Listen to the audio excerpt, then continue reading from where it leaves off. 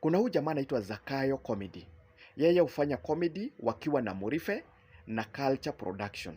Sasa kunasemekana leo hii amekamatwa, na amekamatwa kutoka Kisii kwao nyumbani, and he is being transported to Nairobi. Kunasemekana kuna fraud ilifanyika ya 1.3. Kunasemekana kuna gari lilinunuliwa. Hayo yote tuachane nayo.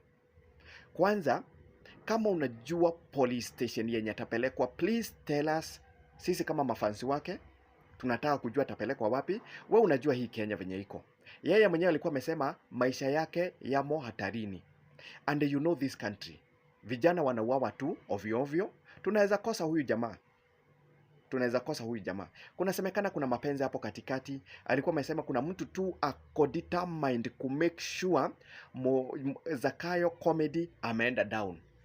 So please tell us kwenye atapelekwa. Kama ni lawyer, we are going to chip in, tujaribu venye tutamsaidia. Sawa sawa.